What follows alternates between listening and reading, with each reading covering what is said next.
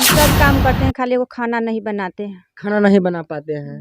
Doctor से इलाज करा करके थक गए, तब जा करके मतलब दोनों आँख से आप देख नहीं पाते हैं। नमस्कार, अभी आप देखना शुरू कर चुके हैं आज़ाद बिहार न्यूज, और आज़ाद बिहार की टीम आज पहुंची है मुजफ्फरपुर जिला के औराई विधानसभा में, और अभी मैं मौजूद हूँ साहिलावली पंचायत में। यहाँ से सबसे बड़ी खबर मैं आपको बता दूं कि इनका नाम सरस्वती है, और ये तकरीबन पिछले 5 सालों से लगभग ये अपने दोनों आँख खो चुके हैं, और इनके माता पिता और इनके गार्जियन जो इनके भाई है सब जगह इलाज करा कर के थक गए, लेकिन सरकार के द्वारा जो इनको लाभ मिलना चाहिए इसका इनको फायदा नहीं मिलता। सिर्फ एक पेंशन मिलता है। जो मैं यहाँ के स्थानीय विधायक रामसूरत राय से विनती करना चाहूँगा कि जो चुनाव का समय आता है तो आप डोर टू डोर जनताओं से जाते हैं मिलने के लिए, उस समय जनता आपके पिता समान होते हैं। जब चुनाव आप सीट पे गद्दी पे बैठ जाते हैं तो आप अपने आपके जनता किस हाल में है, जी रहे हैं या मर रहे हैं, उससे आपको कोई परवाह नहीं है। ये आप ही के विधानसभा के अंतर्गत आते हैं। आप कहीं ना कहीं आप इनके एक वोट से ही आप मंत्री भी थे और विधायक अभी वर्तमान में आप हैं। तो मैं आग्रह करूंगा कि आप इस बहन को, इस सरस्वती को जो उचित लाभ जो मिलना चाहिए सरकार के द्वारा दिलाने का प्रयास करेंगे। बाकी और भी कुछ पहले हम इनसे जानने का, क्या नाम हो गया आपका? सती कुमारी जी। लॉगिन आइए ना। पिताजी का क्या नाम हो गया? सिंहेश्वर ठाकुर। अच्छा, ये बताइए आपका ये आँख दोनों कितने दिनों से, बचपन से है या फिर इधर आकर के हुआ है? जी 3-4 साल के रही थे। 3-4 साल के थे तब हुआ? जी 70 70 से इलाज करा के तब थक गए। 70 से इलाज करा करके थक गए, तब जा करके मतलब दोनों आँख से आप देख नहीं पाते हैं जी ना? ना, तो फिर आप कैसे अपना काम करते हैं? ऊपर वाले को देन से। मतलब जैसे अभी आप घर पे हैं, आपके घर पे कोई नहीं है, अगर आपको कोई बाहर बुलाता है कोई दूसरा व्यक्ति, तो आप कैसे आते हैं? हम सब काम करते हैं, खाली वो खाना नहीं बनाते हैं। खाना नहीं बना पाते हैं। सरकार से क्या चाहते हैं आप? जो लाभ मिल जाए। महीना दे रहा है परसेंट?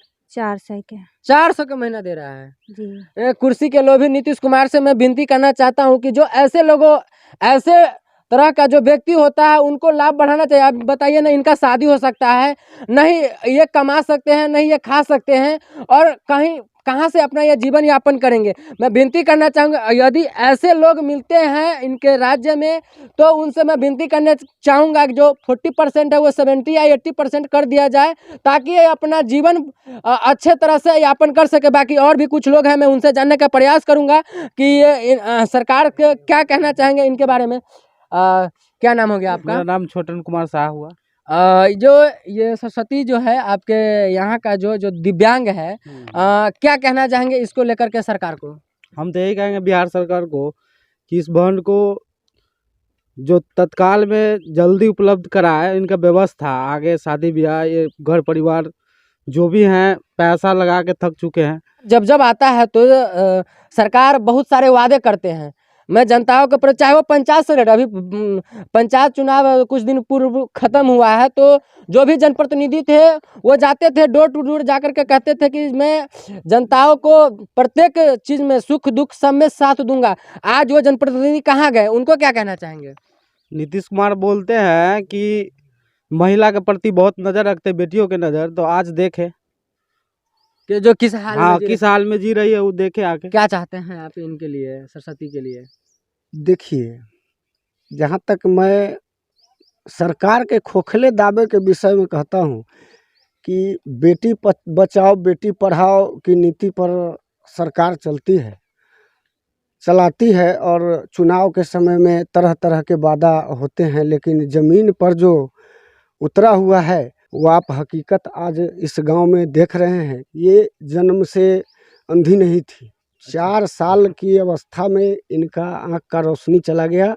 मैं सरकार से एक आग्रह करना चाहूँगा कि ऐसे लोगों को चिन्हित करके, खास कर ये जब आप देख रहे हैं कि ये लड़की हैं, अब इनके जन्मांध होने के कारण न इनकी शादी हो सकती है।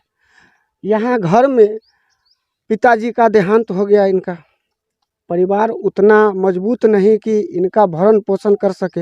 ऐसे लोग को सरकार चिन्हित करके और ये 400 रुपया और 500 रुपया से एक व्यक्ति का दैनिक जीवन में कुछ हो सकता तो है? आज देखते हैं 400-500 का गुटखा लोग थूक देता है हाँ, खा करके। बिल्कुल बिल्कुल। चूंकि महिला हैं इसलिए ये तो गुटखा पान नहीं खाती, लेकिन एक व्यक्ति के दैनिक जीवन को जीने के लिए कम से कम 6,000 रुपया तो चाहिए। ऐसे ऐसे लोगों को चिन्हित करके सरकार को कम से कम 6,000 से 10,000 रुपया तक दें और इनके लिए अलग आवास की व्यवस्था। जैसे लाइलाज बीमारी पर गवर्नमेंट का स्कीम चलता है कि कुछ लोगों को लाइलाज बीमारी हो गया तो उनके लिए पानी की व्यवस्था, शौचालय की व्यवस्था, आवास की व्यवस्था होती है, लेकिन इस सब पर सरकार की नज़र नहीं।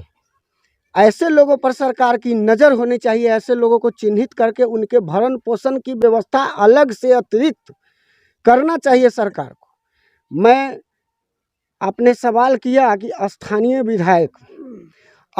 विधायक के स्तर पर हम लोगों ने प्रयास किया, लेकिन विधायक के निधि में या विधायक के किसी फंड में ऐसी व्यवस्था नहीं है कि ऐसे लोगों को राहत दिलाने का काम करे। वो राज्य सरकार या केंद्र सरकार ही इसमें सक्षम है। इसलिए मैं विनम्र रूप से आपसे, आपके माध्यम से सरकार से आग्रह करूंगा कि ऐसे लोगों को, सिर्फ ऐसे नहीं है, मैं इस विधानसभा और इस पूरे राज्य की बात करता हूं, ऐसे हजारों लोग हैं, बेटियां हैं, जिनके विषय में सरकार को सोचना चाहिए और इनका समुचित व्यवस्था करना चाहिए।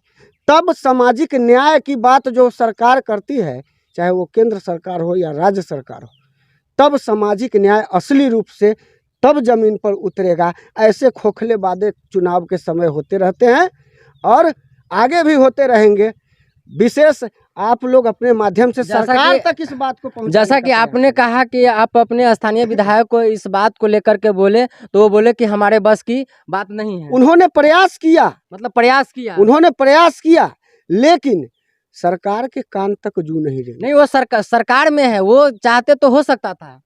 मैं तभी की बात कर रहा हूँ जब वो मिनिस्टर थे, जब वो विधायक थे, अभी हैं।